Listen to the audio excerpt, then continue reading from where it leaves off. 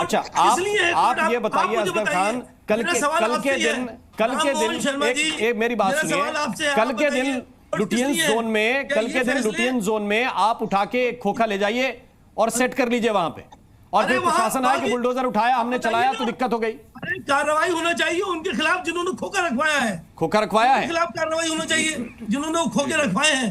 तो लेके आप गए, आपके खिलाफ कोई कार्रवाई नहीं बनती, कैसा कानून है भाई? नहीं, लेके आप गए, आपके खिलाफ कोई कार्रवाई नहीं बनती। किसी पुलिस वाले ने देख नहीं पाया या एमसीडी के किसी अधिकारी ने देख नहीं पाया तो जिम्मेदारी उसकी हो गई। असगर खान की कोई जिम्मेदारी नहीं है इसमें। एक मिनट मुझे दीजिए, सारे डिपार्टमेंट एक मिनट दीजिए मुझे, जो परमिशन देते हैं वो भी सारे डिपार्टमेंट उसमें शामिल होते हैं। एक सवाल पूछना चाहता हूं कि इनके लिए ये मानते हैं कि शरीयत सबसे बड़ा कानून है और कुरान सबसे बड़ा कानून है।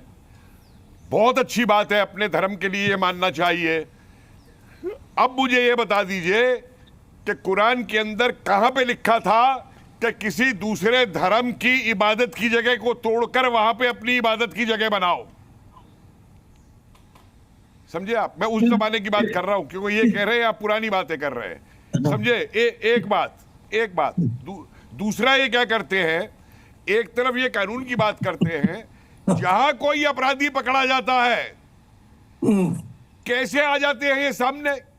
और इनका मजा देखिए कि पूरे उसके अंदर जो है जितने भी ये अपराध और ये होते हैं, अगर कोई रेलवे लाइन पे डेटोनेटर रखे हुए पकड़ा गया तब इनके मुंह नहीं खुलते, इनके मुंह तब खोलेंगे कि वो मत जोड़िए प्रोफेसर। अरे हर चीज को जोड़ना पड़ेगा जनाब, जोड़ना पड़ेगा जनाब, जोड़ना पड़ेगा जनाब। पूरा इस्लाम पढ़ लो, आपकी घर वापसी हो जाएगी। मैं बीच में आप जगह पे आ जाएंगे।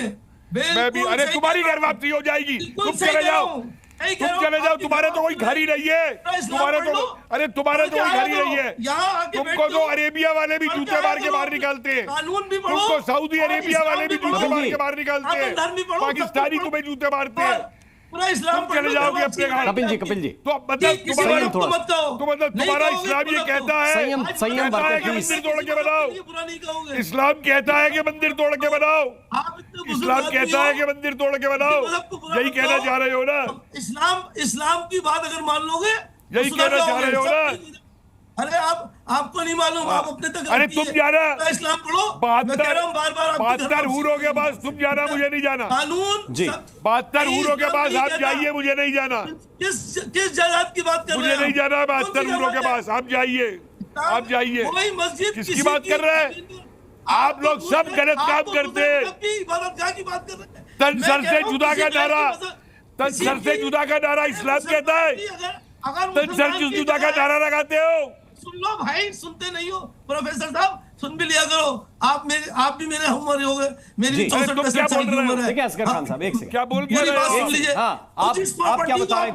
कर रहा हूं, अपनी गलत बात वो तैयार नहीं है। मैंने बार-बार कहा है, बार-बार मैंने इस बात को कहा है, जिस प्रॉपर्टी को आप बिल्डोज कर रहे हो वो हमारे मुल्क की है। मेरा घर मेरे नाम पे जरूर है लेकिन इस मुल्क की प्रॉपर्टी है। आपका घर आपके नाम पे जरूर है लेकिन वो इस मुल्क की प्रॉपर्टी है। थोड़ा सा समझने की कोशिश मत करिए, बर्बाद ना जहरीली बातें करिए। ठीक है, मालूम है जनाब, संगीत रागी, और मुझे मालूम है, और बांग्लादेशियों को जो बिठा के देते हो घर, रोहिंग्या को बुला के जमीनें देते हो, रोहिंग्या और बांग्लादेशियों को जमीनें देते हो। आप सिर्फ अपनी बात चलाने के लिए कुछ भी कहेंगे, वो देखी नहीं है क्या? मैं आ रहा हूँ असगर खान साहब, आपने जो 2-3 पॉइंट दिए हैं वो मेरे जहन में है, उन पे मैं वापस आगे सवाल करता हूँ आपसे, लेकिन संगीत रागी उससे पहले आपको रिस्पॉन्ड करना चाह रहे थे। संगीत जी प्लीज बोलिए। बहुत अच्छा लगा ना? ठीक, असगर जी आ रहा हूँ, असगर जी आ रहा हूँ, प्लीज ठीक। 2-3 बातें मैं जिक्र कर देना चाहता हूँ कि तमिलनाडु जैसे स्टेट में 1000 से ज्यादा मंदिर, मैं वो गिनवाना लगूंगा तो आपको संख्या दिक्कत हो जाएगी।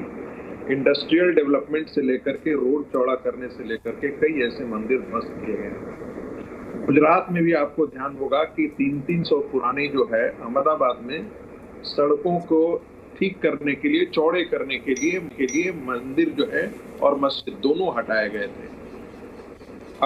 यदि आप इस्लामिक कंट्रीज में ले आ जाएं तो मस्जिद को पूरा का पूरा हटा करके दूसरी जगह रिलोकेट कर दिया जाता है, सड़कों को चौड़ा करने के लिए। मुसलमान जिनको कहा जाता है इस्लामिक कंट्री टके भर भी इज्जत नहीं देते हैं।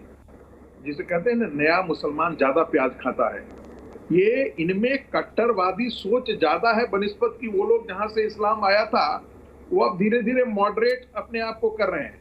उनको पता लग रहा है कि वो जो चीजें वो पढ़ते थे वो सब बेकार है, तब जाकर के उनको लगता है कि सही इस्लाम की व्याख्या करना आवश्यक है।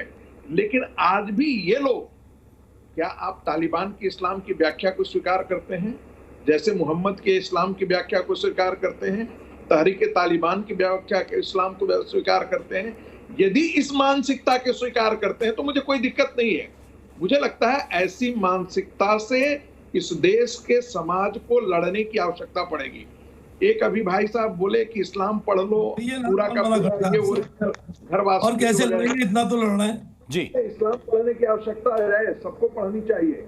जिस दिन इस्लाम आदमी पढ़ लेगा, दुनिया की आंखें खुल जाएंगी कि मानवता के लिए दुश्मन कौन है, कौन जो है वो मानवता के लिए अपराध किस जो पूरा इस्लाम पढ़ लेगा उसकी घर वापसी हो जाएगी, हमारा दावा है। कभी अल्लाह के नारे लगा करके आतंकी गोली जलाते हैं, अभी कभी ना अल्लाह किसी की घर वापसी नारे लगा करानी के है, आतंकी गोली जलाते हैं। पूरी नॉलेज है आपकी, ना किसी का धर्म परिवर्तन कराना है। धर्म है तुम्हारा, पूरा पढ़ लेंगे, घर वापसी हो सारी जाएगी, दुनिया को ये हमारा दावा है। असगर अली, मैं वापस आता हूं मेरे साथ।